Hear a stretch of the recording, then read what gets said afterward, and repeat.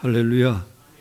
하나님의 은혜가 오늘 이 시간 함께한 우리 모든 성도들 가운데 충만하게 되기를 주님의 이름으로 축복합니다. 여러분, 흔히 오늘 이 시대를 가리켜서 불확실성의 시대다 이렇게 말을 합니다. 확실한 그런 것들이 없다는 거예요. 사람들이 내 인생 내 마음대로 산다며 큰 소리 치지만은 실제로 내 마음대로 되는 게 거의 없어요. 그렇게 호락호락하지 않습니다. 태어난 것조차도 또 우리가 살아가는 것도 죽는 것도 내 마음대로 되지 않습니다. 그러면 여러분, 이 세상 만사, 인생 만사는 과연 누구의 마음대로 되는 걸까요? 하나님 마음대로 됩니다. 하나님 뜻대로 되는 겁니다.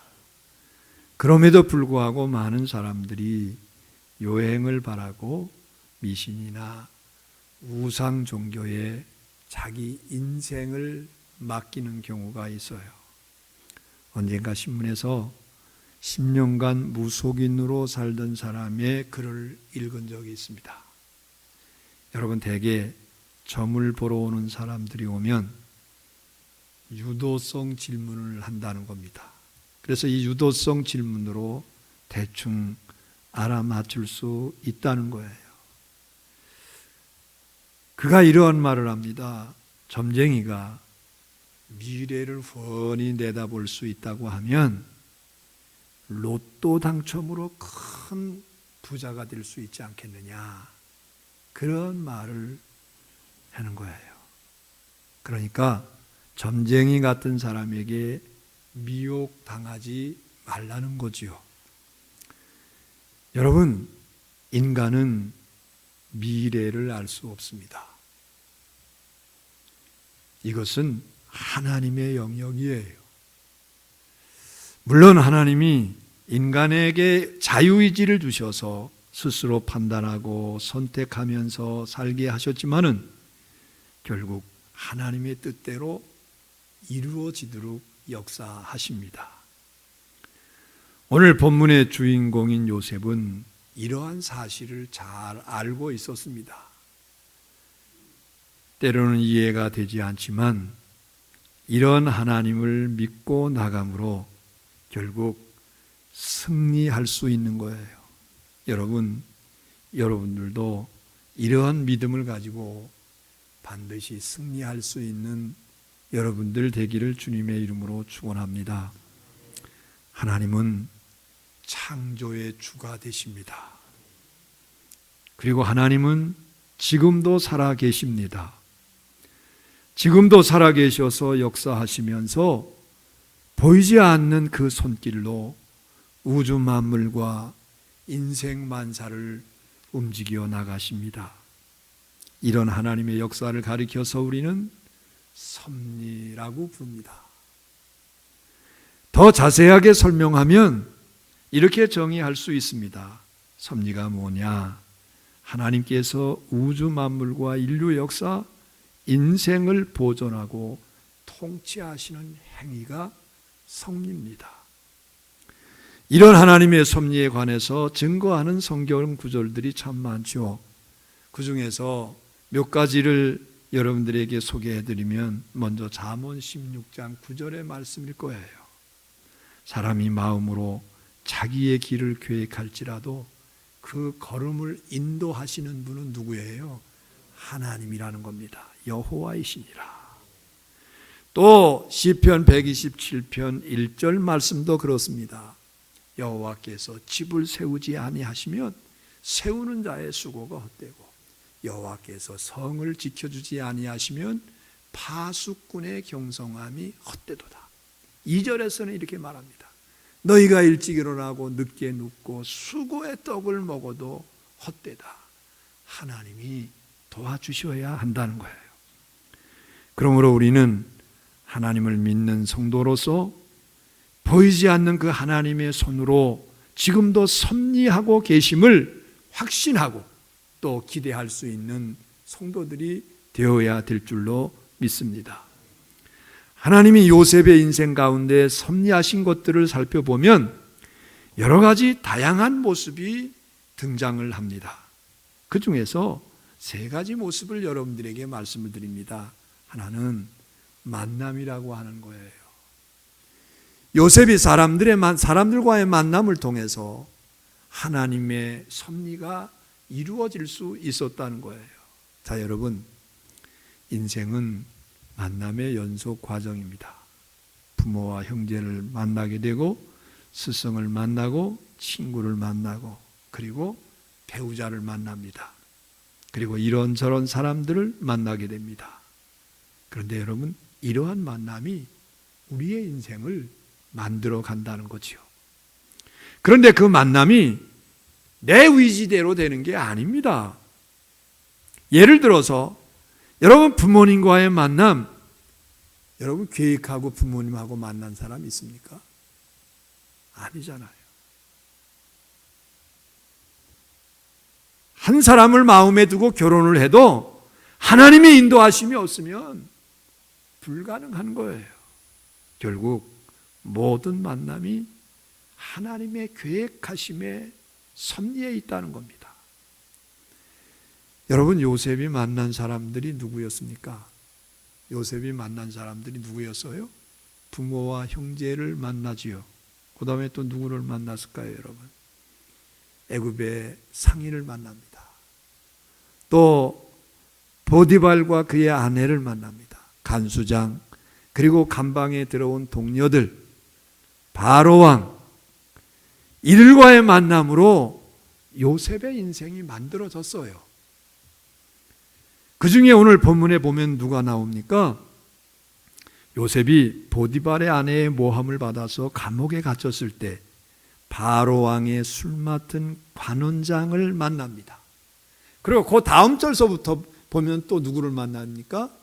떡 맡은 관원장을 또 만나요. 그런데 여러분, 이들이 어느 날 동일하게 이상한 꿈을 꾸었습니다. 요셉이 그 꿈을 해석해 주었어요. 9절부터 13절을 보면 술 맡은 관원장의 꿈이 나오고 그 요셉이 해석하는 장면이 나옵니다. 포도나무가 세 가지가 포도나무에 세 가지가 나오는데 거기 달린 포도로 줍을 만들어서 바로의 잔에 드리는 꿈을 꾸었다는 거예요. 이에 요셉은 이 꿈은 사흘 후에 당신이 복직되는 꿈이라고 해석을 하고, 그런데 정말 사흘 후에 그렇게 되는 거죠. 16절부터 19절을 보면 떡 맡은 관원장이 흰떡 세 광주리가 있는데 광주리에 담긴 그 떡을 새가 쪼아서 먹는 꿈을 꾸었다는 겁니다. 불길한 꿈이었어요. 요셉이 해몽해 주는데 사흘 후에 당신은 바로왕에 의해서 사형을 당할 겁니다. 그렇게 해석을 해 주었는데 정말 그렇게 됐어요. 그런데 요셉이 술 맡은 관원장에게 사실 나는 이곳에 들어올 하등의 이유가 없었다는 거예요. 무고를 통해서 내가 이곳에 들어왔으니까 당신이 복직이 되거든 반드시 나를 기억해서 나를 이 감옥에서 꺼내 주십시오. 이렇게 서로 약속을 했어요. 그런데 이 술 맡은 관원장이 나가서 요셉을 새카맣게 잊어버립니다. 너무 좋아서 그랬든지 너무 바빠서 그랬든지 요셉과의 약속을 잃어버렸어요. 하지만 하나님은 결정적인 순간에 요셉을 생각나게 하셨습니다. 그래서 바로 왕을 만나게 했던 겁니다. 이러한 만남으로 요셉이 일약 애굽의 총리가 됐어요. 여러분, 만남이 이렇게 중요한 거예요. 한국 교회사를 보면 최초의 개신교 교인 서상륜이라고 하는 분의 이야기가 나옵니다.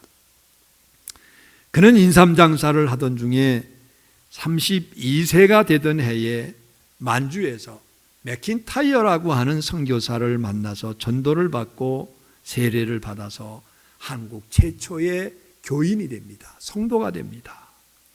그 후에 로스 선교사를 만나서 함께 최초의 성경을 번역하고 귀국해서 황해도 솔레에 한국 최초의 교회를 세웁니다.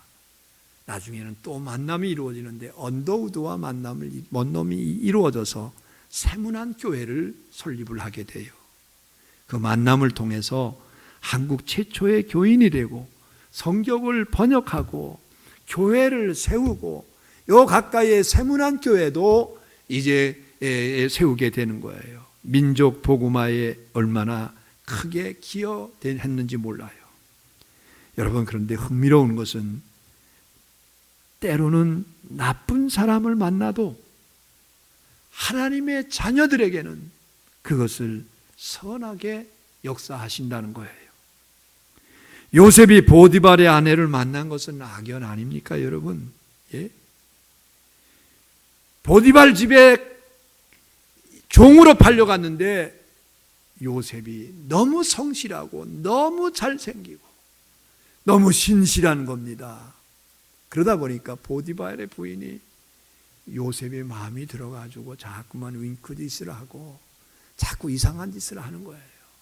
그리고 나중에는 심지어 이제 그를 자꾸 방으로 가서 우리 한번 이제 좋은 시간 보내자고 그를 유혹하는 거예요.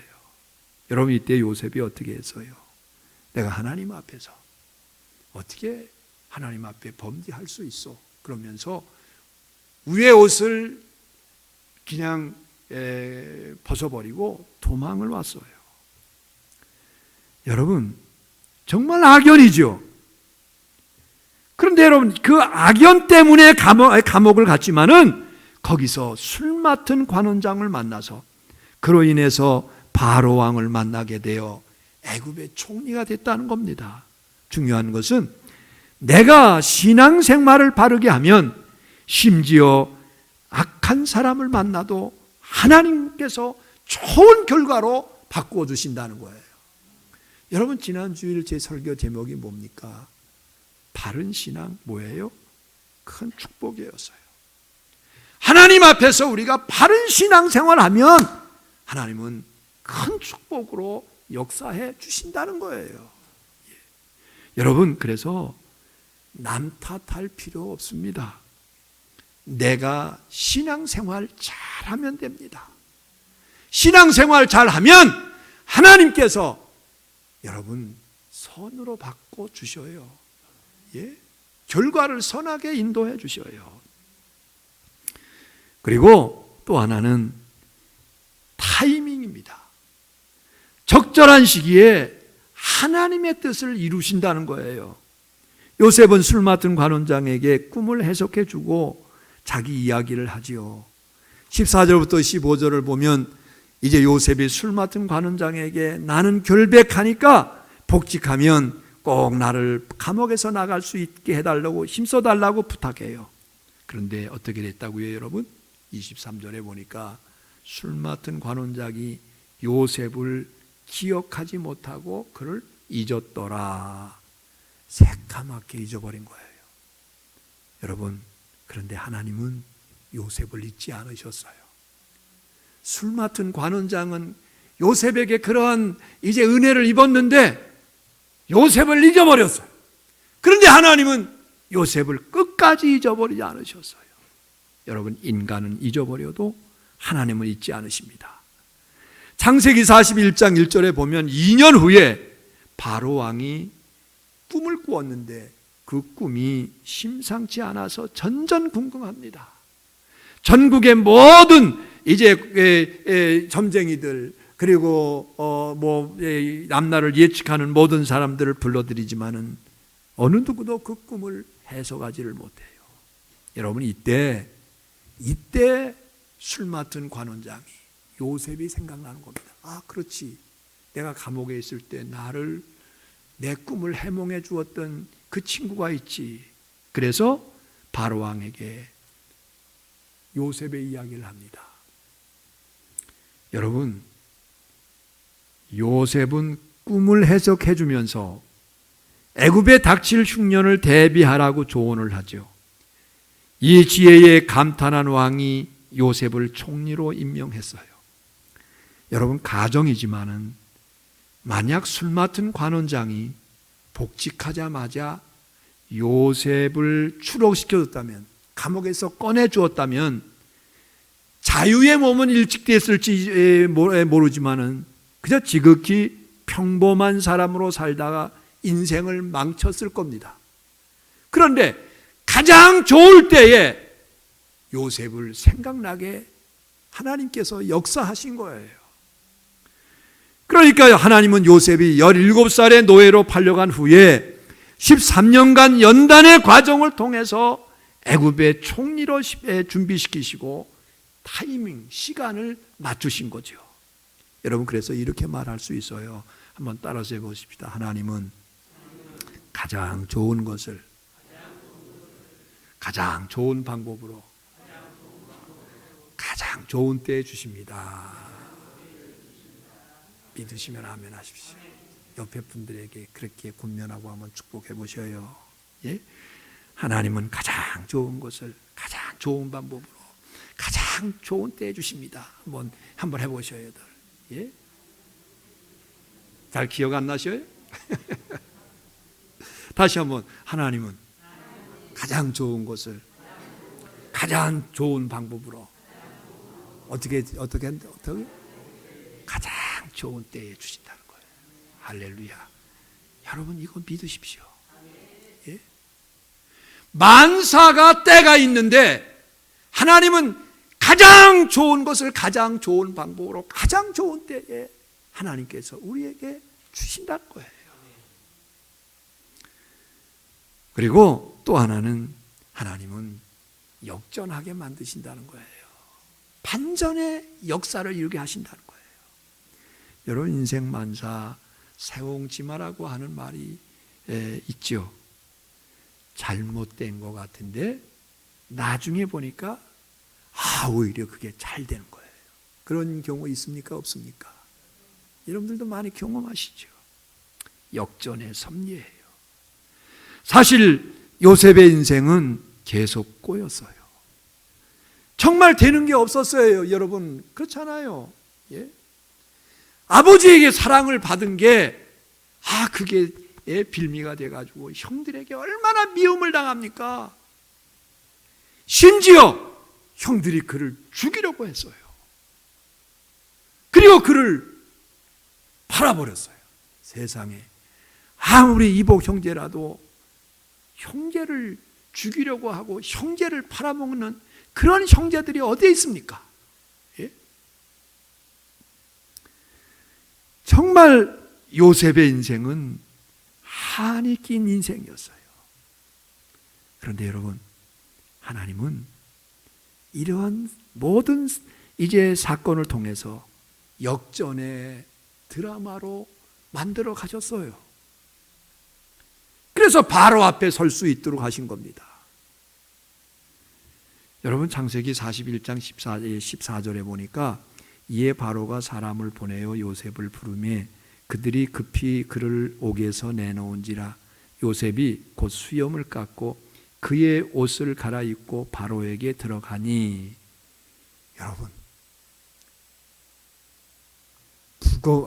무서운 중재인이 바로 앞에 서는 놀라운 반전의 역사가 일어났어요. 그의 인생이 하나님의 작품이었습니다. 그래서 나중에 요셉이 자기를 팔았던 형들 앞에서 고백하는 간증을 들어보십시오. 창세기 50장 20절에 보니까 당신들은 나를 해하려 하였으나 하나님은 그것을 뭐로 바꾸셨다고요? 뭐로 바꾸사? 선으로 바꾸사 오늘과 같이 많은 백성의 생명을 구원하게 하셨습니다. 당신들은 나를 죽이려고 했고 나를 팔았지만은 하나님은 그것을 선으로 바꾸셨다는 거예요. 그의 인생이 하나님의 작품이었고 그의 인생이 하나님의 역전의 섭리였음을 고백하는 말입니다. 여러분, 스데반 집사님의 인생에 나타난 섭리도 놀랐습니다. 자, 여러분, 스데반의 순교 사건은 인간적으로 참 이해하기 힘들어요. 예루살렘 교회에서 가장 훌륭한 집사입니다. 정말로 훌륭한 그런 사람입니다. 그런데 이 스데반 집사가 죽었어요. 그렇다면 전능하신 하나님이 왜 그를 지켜주지 않으셨을까? 여러분, 이해하기 힘들죠. 그럼 하나님은 뭐 하신 거야? 그렇게 훌륭한 집사가 죽도록 하나님은 과연 뭐 하신 거야? 이렇게 생각할 수 있어요. 그런데 여러분, 성경을 잘 보면 스데반의 순교가 오히려 세계 구원을 이루실 하나님의 놀라운 섭리가 숨겨져 있었다는 거예요. 여러분, 그가 복음을 전하다가 순교를 합니다. 돌에 맞아 순교를 합니다. 그런데 멀찍이서 그를 지켜보면서 회심의 미소를 짓던 사람이 있었어요. 그는 그렇게 예수 하더니 참 꼴 좋다, 잘 죽는다 지켜본 사람이 있었어요. 누구라고요, 여러분? 사울입니다. 사울. 예? 여러분, 이때 사울이 그 마음속에 아니 참 이상하다. 어떻게 저렇게 죽어가면서도 돌에 맞아 죽어가면서도 예수를 부를 수 있고 돌에 맞아 죽어가면서도 어떻게 저렇게 기도할 수 있고 돌에 맞아 죽어가면서도 자기의 영혼을 하나님께 맡기고 원수를 용서하는 기도를 할 수 있단 말인가? 그의 마음이 무너져 내렸어요. 과연 예수가 어떤 사람이야? 예수가 과연 누구야? 그러면서 사울이 다메섹으로 이제 다시 예수 믿는 사람들을 잡으러 가다가 거기서 예수님을 만납니다. 사울아, 주님 누구이십니까? 나는 네가 핍박하고 있는 예수다. 여러분, 이같이 스데반의 인생이 비참하게 끝난 것 같지만은 그는 세계 복음화, 세계 선교의 초석이 됐어요. 그가 순교할 때 이미 사울의 마음에 예수라고 하는 그 이름이 각인되어 있었어요. 그러면서 이제 예수님을 만나게 되고 그로 말미암아서 세계 복음화가 이루어지게 되는 게 아닙니까? 얼마나 놀라운 하나님의 섭리입니까? 우리가 머리가 둔해서 하나님의 섭리와 뜻을 잘 모르지만은 여러분, 앞으로 세월이 흘러가면서 그리고 궁극적으로 천국에 가게 되면 모든 게 분명하게 우리가 알게 될 줄로 믿으시기를 바랍니다. 그러면 여러분, 이런 하나님의 이제 섭리를 믿는 성도의 올바른 삶의 자세는 뭘까요? 이렇게 하나님께서 보이지 않는 손으로 우리의 인생을 만들어 가시고 역사하시는 그 하나님을 믿는 성도의 삶의 자세는 과연 무엇일까요? 첫째, 하나님을 온전히 신뢰해야 될 줄로 믿습니다. 할렐루야, 할렐루야. 하나님을 온전히 신뢰해야 돼요. 여러분, 더러 우리에게 고난이 오면 믿음이 흔들리기 쉽습니다. 그러나 하나님은 고난 가운데서도 여러분 섭리하시면서 우리를 잊지 않고 사랑하고 계시다는 사실을 기억하시기를 바랍니다. 비록 우리가 고난을 당하고 있지만은 하나님은 우리를 계속 기억하시면서 우리를 사랑하십니다. 이사야 49장 15절을 보십시오. 여인이 어찌 그 젖먹는 자식을 잊겠고 자기 태에서 난 아들을 긍휼히 여기지 않겠느냐. 그들은 혹시 잊을지라도 나는 너를 잊지 않을 거야. 예? 어머니가 자기 태에서 난 아들을 혹시 잊을 수 있을지라도 나는 너를 잊지 않겠다는 겁니다. 혹시 이해가 안 되는 일이 생각하면 기억하십시오. 우리 생각이 하나님의 생각을 따라가지 못함으로 오해가 생겼다는 것을. 여러분, 우리는 종종 이런 회의에 빠집니다. 왜 악인이 저게 잘 되지? 악인이 왜 형통하지? 왜 의인이 고난을 받는 거야? 여러분, 그러면서 하나님은 도대체 살아계신 거 맞는가? 회의에 빠질 수 있어요. 그러나 여러분, 분명히 기억해야 할 것은 하나님은 언제나 살아계셔서 역사하시면서 우리를 사랑하십니다. 그래서 반드시 합력해서 선을 이루어 주십니다. 여러분들 가운데 지금 힘들고 어려운 문제가 있는 분들이 있습니까? 여러분 두려워하지 마십시오. 하나님이 함께 해주신답니다. 하나님이 붙들어 주신답니다. 내 위로 오른손은 너를 붙들리라 약속하셨어요. 중요한 것은 여러분 이 하나님을 끝까지 신뢰하고 하나님을 의지해야 돼요. 우리 생각에는 무언가 잘못되고 있는 것 같지만은 하나님은 절대로 실수가 없으신 하나님이심을 믿으시기를 주의 이름으로 축원합니다. 옛날 어느 유대인 랍비가 당나귀 한 마리 그리고 닭 한 마리 그리고 등잔 한 개를 가지고 여행을 떠났습니다. 어느 마을에 도착을 했는데 유대인이라면서 방을 내주지를 않는 거예요. 하는 수 없이 이제 그가 숲속으로 가서 유숙을 하는데 거센 바람이 불어와서 등잔불이 넘어지면서 불이 꺼졌어요. 마음이 심란했습니다. 그래도 그가 이렇게 고백을 했습니다. 세상 만사 하나님이 주관하시는데 하나님이 어련히 알아서 하시려고. 그리고 아침에 일어나서 보니까 밤사이에 들짐승이 닭을 물어갔어요. 그리고 도둑이 당나귀까지 훔쳐갔어요. 기가 막혔습니다. 그런데 그가 또 이러한 고백을 합니다. 인생 만사 하나님이 주관하시는데 하나님이 어련히 알아서 하시려고. 그런데 나중에 알고 보니까 간밤에 적군이 침투해서 마을 주민들을 싹 학살시켜버렸어요. 더욱이 이 군인들이 지나간 곳은 자기가 묵고 있는 바로 옆으로 지나간 거예요.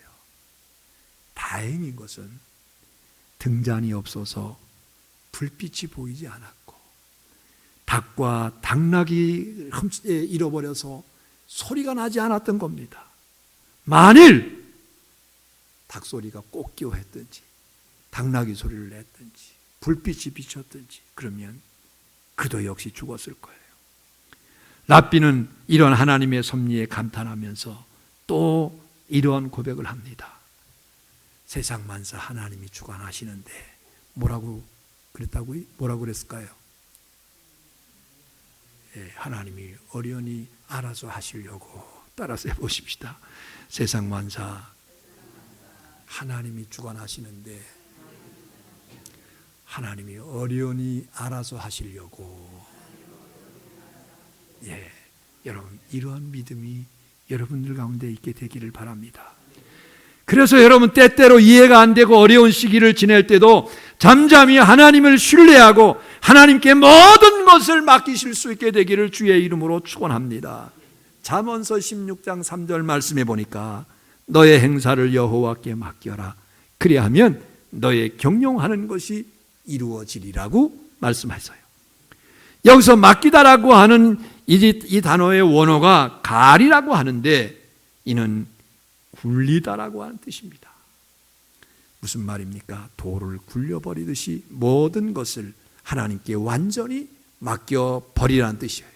이렇게 하나님을 신뢰하고 맡길 때 하나님께서 책임져 주실 줄로 믿으시기를 바랍니다. 두 번째, 여러분 이 보이지 않는 하나님의 손길을 믿는 우리 성도는 끝까지 인내하며 살아야 될 줄로 믿습니다. 여러분이 끝까지 잘 인내해야 돼요. 끝까지 인내하는 사람이 결국에 승리하게 됩니다. 여러분 우리가 인생을 살다 보면 참 어려운 시간들을 보내게 됩니다. 정말 힘듭니다. 육신의 질병 때문에 힘들어하는 분이 있고 사랑과의 관계 때문에 힘들어하는 분들이 있고 또 사업의 문제 때문에 직장의 문제 때문에 자녀의 문제 때문에 힘들고 고통스러워하는 그러한 경우가 많이 있어요. 그러나 여러분 꼭 기억하실 것은 하나님은 가장 좋은 때를 기다리고 계신다는 겁니다. 가장 좋은 때를 하나님께서 기다리고 계셔요. 여러분, 내가 기다리는 것 같은데 사실은 하나님이 기다리시는 거예요. 그러므로 하나님의 이제 손길을 기대하면서 잘 인내하십시오. 갈라디아서 6장 9절 말씀을 보십시오. 우리가 선을 행하되 낙심하지 말지니 포기하지 않으면 때가 이름에 거두리라. 하나님의 때가 있대요. 그때까지 잘 인내해야 된다는 겁니다. 하나님의 때를 기다려야 돼요. 그러면 하나님께서 반드시 그 일 모든 일을 선하게 인도해 주십니다. 그러므로 때를 기다리는 인내의 신앙을 굳게 가지시기를 주님의 이름으로 축원합니다. 세 번째, 무슨 일에나 최선을 다하면서 살아야 됩니다. 여러분, 첫 번째는 뭐라고 그랬죠? 예? 뭐예요? 첫 번째, 하나님을 신뢰해라. 두 번째는 뭐예요? 끝까지 인내해라. 세 번째 뭐라고요? 무슨 일에나 최선을 다해야 된다는 겁니다. 예? 여러분, 우리가 가정에서도 마찬가지고 직장에서도 마찬가지입니다. 공부하는 학생들도 마찬가지입니다. 내가 맡은 그 일에 최선을 다해야 돼요. 최선을 다해서 열심을 다해야 돼요. 뭐 내게 아무런 상관없다고, 내게 어떤 이익이 없다고 그냥 빈둥빈둥하고 그러면은 그런 사람은 잘 될 수 없어요. 예? 여러분, 우리가 하나님 앞에 살아가는 하나님의 사람으로서도 마찬가지입니다. 하나님의 일꾼으로서도 마찬가지입니다. 최선을 다해야 될 줄로 믿습니다. 여러분, 그러므로 지금 우리에게 필요한 것은 무엇이든지 주어진 환경에서 최선을 다하는 겁니다. 요셉은 보디발의 집에서도 그리고 감옥에서도 주어진 일에 최선을 다했어요. 그랬더니 결국 하나님이 모든 것을 합력해서 선을 이루어 주시지 않았습니까? 그래서 요셉을 애굽의 총리로 세우신 겁니다. 시편 126편 5절 6절 말씀해 보니까 눈물을 흘리며 씨를 뿌리는 자는 기쁨으로 거두리로다. 울며 씨를 뿌려나가는 자는 반드시 기쁨으로 그 곡식단을 가지고 돌아오리로다. 이렇게 약속하셨어요. 여러분, 우리에게 주어진 일에 최선을 다하시고 성실하시기를 주님의 이름으로 축원합니다. 여러분, 하나님은 분명히 살아계십니다. 우리 눈에 보이지 않아도 항상 우리의 삶의 현장에서 우리를 위해서 역사하고 계십니다. 섭리하고 계십니다. 모든 것을 합력해서 선을 이루어 주실 겁니다. 이러한 사실을 꼭 믿고 요셉처럼 어떤 상황에서도 낙심하지 말고 끝까지 승리하시기 바랍니다. 그래서 저와 여러분의 인생이 하나님의 섭리의 결과로 멋진 걸작품이 되기를 주님의 이름으로 축원합니다. 기도하십시다. 전능하신 우리 하나님, 주님의 은혜를 감사합니다. 우리 사랑하는 모든 성도들에게 은혜를 주시어서 이제 하나님 보이지 않는 그 하나님의 손길, 그 하나님의 섭리를 우리가 이제 믿고 또 기대하면서 이제 하나님을 끝까지 신뢰하게 하시고 하나님 앞에서 끝까지 인내하게 하시고 하나님 앞에서 최선을 다하는 우리 모든 성도들이 다 되게 해 주옵소서. 예수님의 이름으로 기도합니다. 아멘.